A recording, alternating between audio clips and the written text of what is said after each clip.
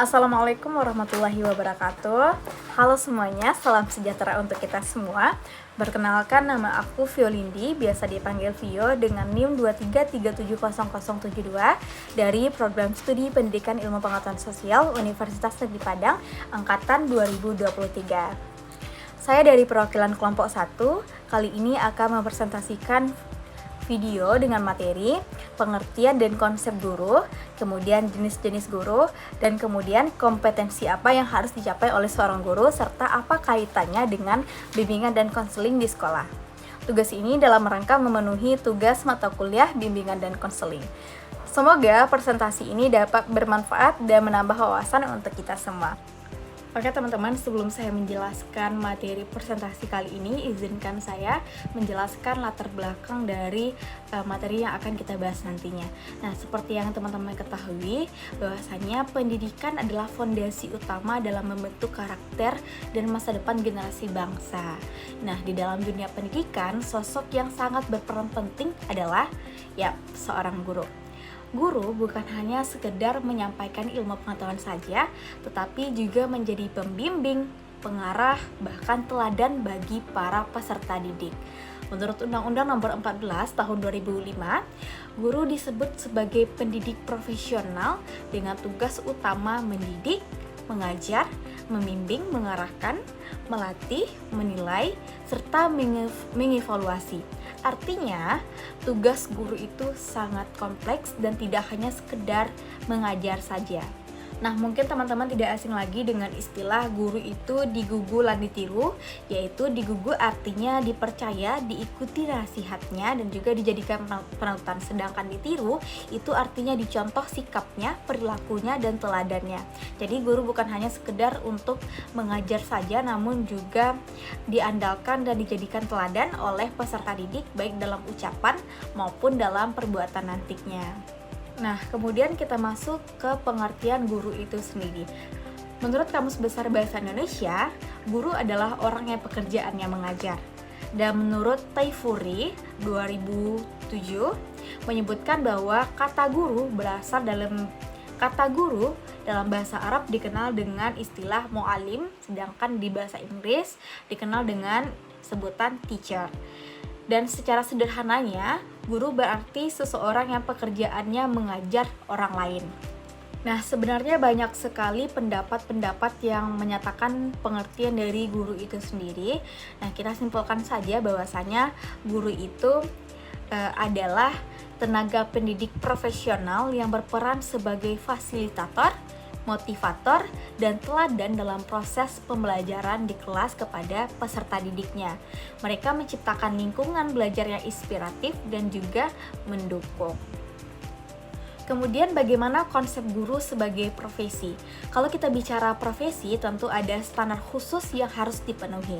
Guru harus punya kualifikasi akademik, berkepribadian baik, maupun menghargai perbedaan, dan tentu saja menjadi teladan dalam ucapan maupun tindakan. Jadi menjadi guru itu tidak bisa sembarangan karena masa depan siswa sangat dipengaruhi oleh peran seorang guru. Saking mulianya profesi seorang guru, banyak pepatah yang menggambarkan betapa indahnya seorang peran guru. Nah, yang sering kita dengar itu adalah guru adalah pelita dalam kegelapan, yang artinya guru menjadi penerang jalan hidup murid dengan ilmu dan bimbingannya. Tak hanya itu, ada juga pepatah lainnya yang mengatakan, yaitu tiada kata tanpa aksara, tiada ilmu tanpa guru. Nah, jika kita bicara tentang jenis-jenis guru, ada banyak sekali jenis-jenis guru yang kita ketahui. Seperti berdasarkan aturan yang berlaku, ada 3 jenis guru di sekolah. Yang pertama itu guru kelas, yang biasanya ada di sekolah dasar dan mengajar berbagai mata pelajaran secara tematik. Nah, yang kedua ada guru mata pelajaran. Nah, guru mata pelajaran ini itu hanya berfokus pada satu bidang studi tertentu, biasanya kita ketemui di SMP, SMA, ataupun SMK. Dan yang ketiga itu ada guru bimbingan dan konseling, atau sering kita kenal dengan guru BK. Nah, guru BK inilah yang punya peran besar dalam memberikan layanan konseling, baik dalam aspek pribadi, sosial, akademik, maupun karir siswa. Nah, guru BK ini juga yang mungkin paling melekat pada diri kita sebagai peserta didik, karena guru BK itu pasti tidak lepas dari yang namanya hukuman ataupun pengawasan. Pekerjaannya itu menghukum para peserta didik yang tidak sesuai dengan aturan-aturan yang telah ditetapkan oleh sekolah. Nah, lebih jauh dari itu, ternyata peran dan tugas guru BK itu adalah membimbing dan juga memberikan konseling kepada peserta didiknya. Misalnya ada peserta didik yang mengalami kesulitan dalam belajar, peserta didik yang mengalami permasalahan dengan temannya, peserta didik yang bingung memilih hobi dan bakatnya di mana, itu bisa berkonsultasi dengan guru BK itu sendiri. Namun banyak kaprah dari kalangan siswa ataupun dari kalangan peserta didik bahwasanya mereka takut untuk curhat dan juga untuk konseling dengan guru BK. Nah, kita masuk ke kompetensi guru. Nah, apa saja sih yang harus dimiliki oleh seorang guru? Kompetensi apa saja yang harus kita miliki? Yang pertama itu ada kompetensi pedagogi. Nah, kompetensi pedagogi ini adalah kemampuan mengelola pembelajaran, memahami peserta didik, merancang pembelajaran, sampai memanfaatkan teknologi pendidikan. Nah, contohnya, seorang guru mampu menyesuaikan metode pembelajaran, misalnya dari ceramah ke diskusi kelompok yang interaktif sesuai dengan kebutuhan siswa yang beragam, memastikan setiap siswa terlibat aktif dalam proses belajar yang bisa menjadi lebih efektif. Nah, kompetensi pedagogi ini bisa dilakukan dengan cara yang pertama, perencanaan pembelajaran yang inovatif, yang kedua manajemen kelas yang adaptif, dan yang ketiga evaluasi berbasis data. Jadi bahwasanya kita ketahui peserta didik itu memiliki daya tangkap yang berbeda dan juga kecerdasan yang berbeda-beda pula. Jadi dengan kita memiliki kemampuan atau kompetensi pedagogi ini, kita bisa menyesuaikan metode pembelajaran yang biasanya kita gunakan agar lebih efektif. Kita bisa menggantinya dengan hal yang lebih menarik sehingga semua peserta didik kita paham dan juga tujuan pembelajaran kita tercapai. Nah, selain itu yang kedua ada kompetensi kepribadian.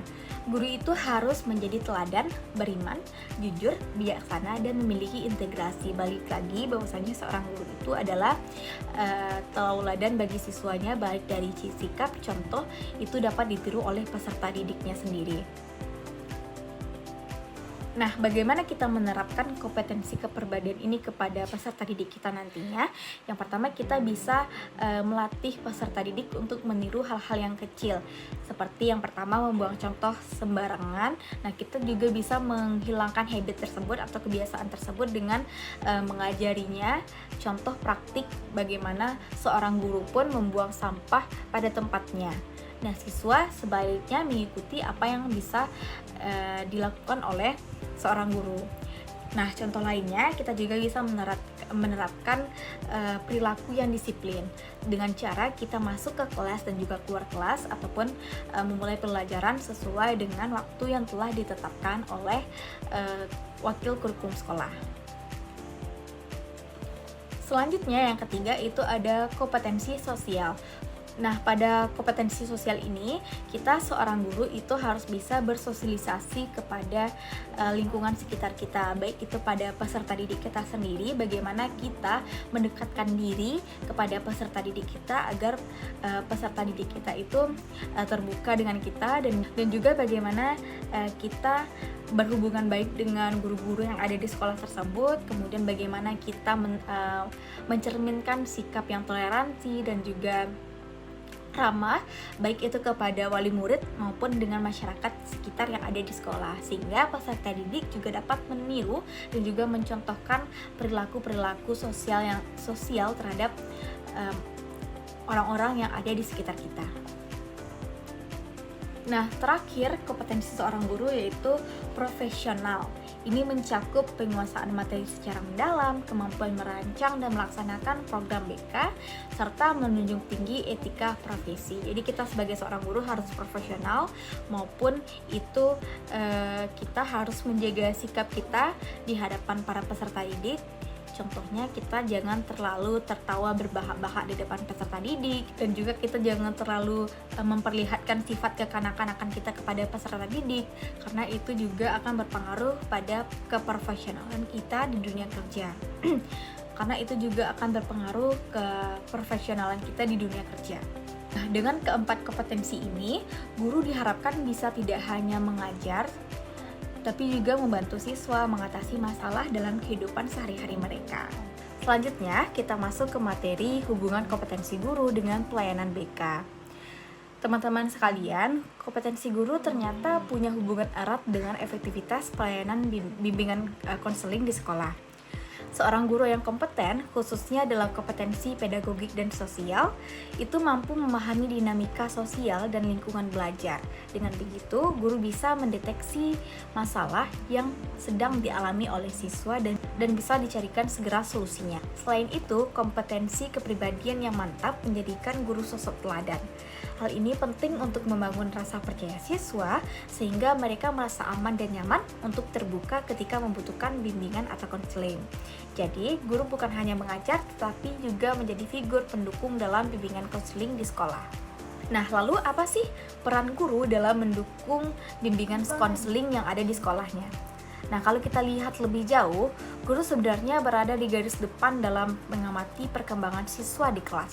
Misalnya, guru bisa mengenali jika ada siswa yang mulai menunjukkan perubahan perilaku, mengalami kesulitan belajar, atau menghadapi masalah pribadi, dan juga menjadi tidak fokus dalam proses pembelajaran di kelas. Nah, disinilah pentingnya kolaborasi antara guru BK dan juga guru bidang studi. Nah, disinilah pentingnya kolaborasi antara guru BK dan juga guru bidang studi. Guru dapat berbagi informasi penting dengan konselor BK, sementara konselor memberikan strategi dan dukungan profesional. Sinergi antara guru dan konselor inilah yang membuat layanan bimbingan konseling lebih efektif, sehingga siswa bisa mengatasi hambatan belajar sekaligus mengembangkan potensi secara maksimal. Kita beranjak ke studi kasus. Untuk lebih jelasnya, mari kita lihat studi kasus implementasi kompetensi guru dalam layanan bimbingan konseling atau BK. Nah, yang pertama, ada peningkatan partisipasi siswa. Guru yang punya kompetensi sosial dan pedagogik yang baik bisa mendorong siswa lebih aktif mengikuti program bimbingan konseling. Dan yang kedua, komunikasi efektif.